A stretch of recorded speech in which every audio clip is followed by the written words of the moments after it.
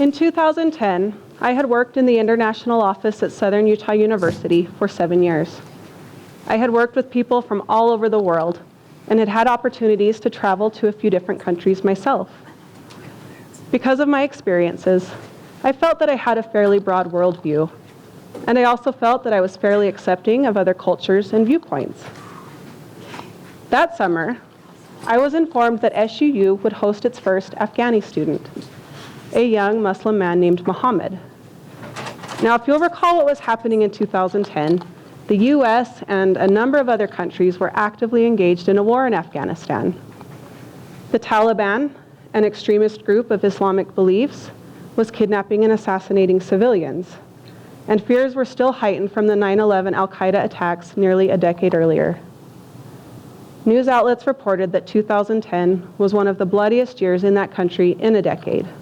All of my knowledge and experience of Muslims and Middle Easterners up to that point was strictly through the news and social media. So when I was informed that I, an independent, educated, white Western woman, would be responsible for hosting Muhammad and helping him to do the things that all international students do, such as obtaining a local bank account and cell phone number, registering for courses, and getting to know our campus and community, I was nervous. I didn't fear for my safety, but I wondered if he would even want my help. Would he be offended by me? Would he be upset that a woman had been assigned to assist him? I was naive and inexperienced, and these are the kinds of thoughts that ran through my mind. Then I met Muhammad, and I helped Muhammad, and I got to know Muhammad, and we employed him in our office. And over the course of several years, I got to speak with and interact with and get to know him. He was fun and funny and smart. He was hardworking and appreciative. He observed his religion, not the version espoused by extremists, but the one that told him to honor his God and his fellow men, the one that told him to pray and read his scriptures daily, the one that told him to honor his parents and to be charitable to everyone. He was making friends, he was going to school. In so many ways, he was just like all of our other students. He was just like me. And over the course of those years, I felt and saw a change in myself. I was overcoming a bias against an overly generalized group of people that I didn't even realize I'd had previously, all because I got to know one of them in a personal way. Since then, I've noticed that we often categorize people into these broad, overgeneralized groups. And what's troubling about that is that although these categorizations can be descriptive and meaningful to us, so often they're used in a negative way.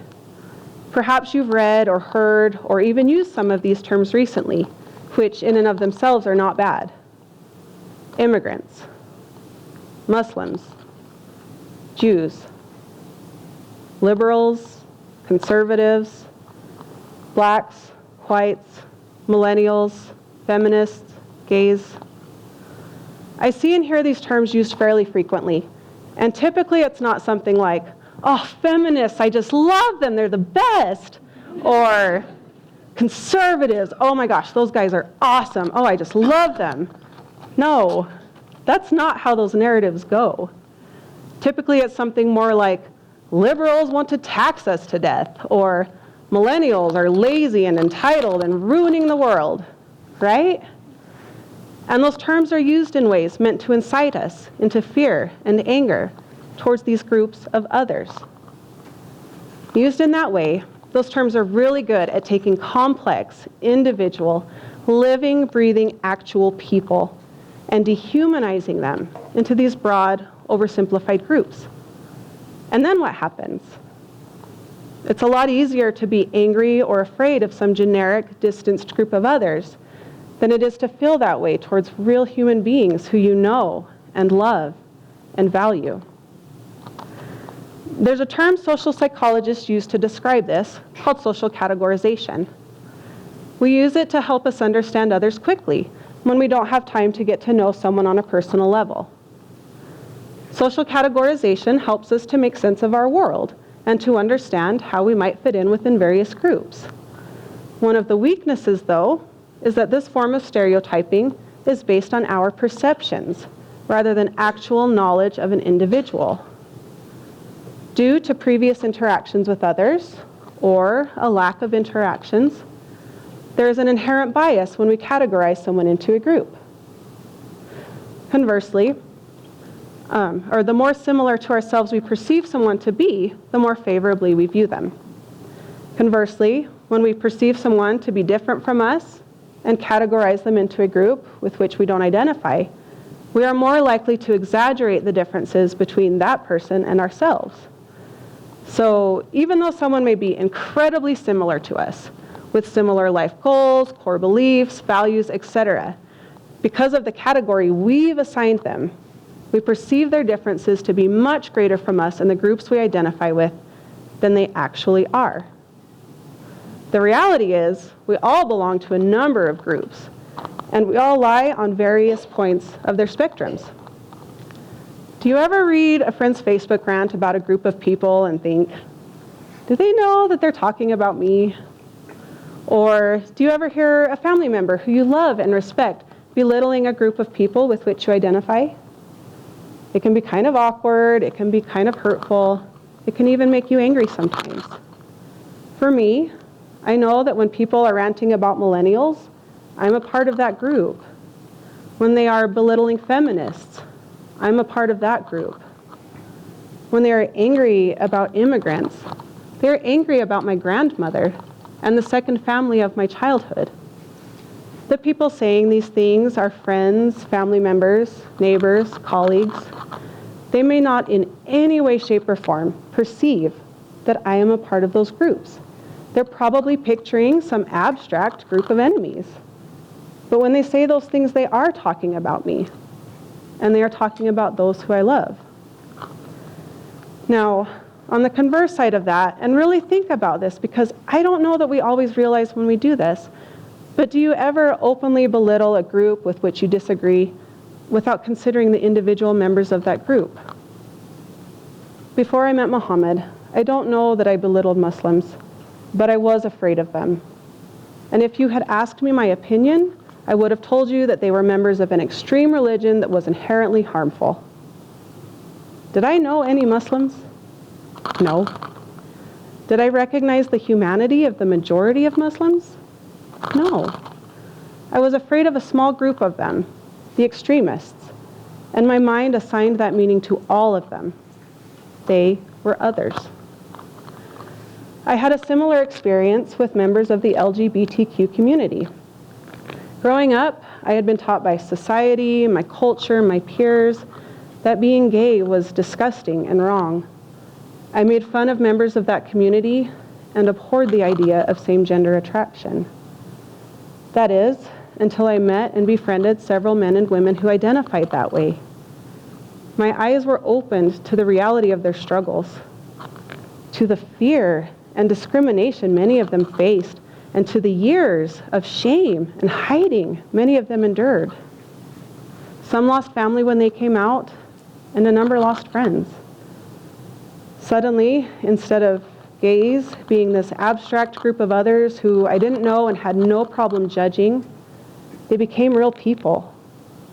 They had challenges and triumphs, and they were going to school and working and living and loving and wanting all of the beautiful things in life I wanted too.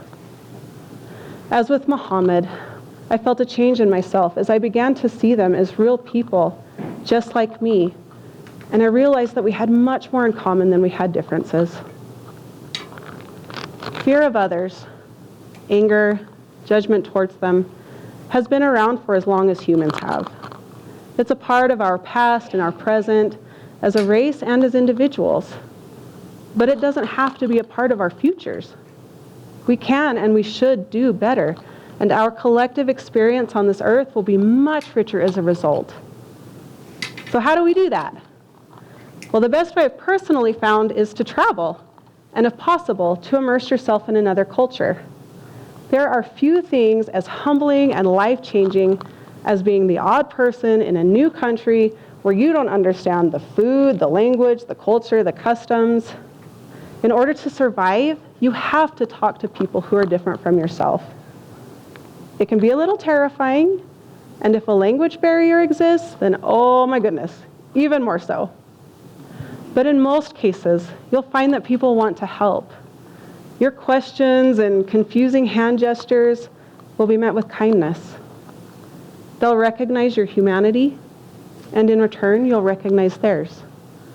It's an absolutely amazing experience that I wish everybody could have. Now, not everybody can travel, and if you can't, find ways to interact with people different from you in your local community, especially if there are groups with which you feel uncomfortable or afraid. Now, it's not to say you should put yourself in dangerous situations, but uncomfortable and safe you should take advantage of. Do you get nervous around foreigners, Native Americans, blacks, whites, Hispanics, Muslims, Jews, Christians, or any other group? Look for them at your work, at your school, at your church, and begin talking to them.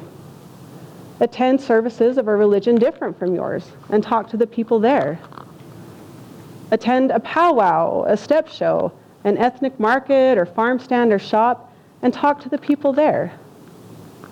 Ask them about their histories, their family, their hopes for the future. Try to listen with understanding and patience rather than judgment. Open up and allow them the same opportunity, and then do it over and over again. Pretty soon, those others won't feel so different or scary. You'll find ways to relate, and you'll realize that you had more in common than you knew. Now, there may be some people who, even after getting to know them, you still just don't like them. Chalk that up to personal differences, because there are plenty of people in your everyday life with whom you identify who you just don't like. But in most cases, you'll find some understanding and a greater appreciation of others' humanity when you get to know people who are different from yourselves. Our world needs to be more cognizant of our similarities and more accepting of our differences. And in order to do that, we need to see everyone as real, valuable human beings, regardless of race or religion or politics or sexual orientation or anything else that may divide us. I'm so grateful for my experience with Muhammad, with members of the LGBTQ community, and the many others who have changed my perspectives and made me a more accepting person. Please give yourselves the same gift. Thank you.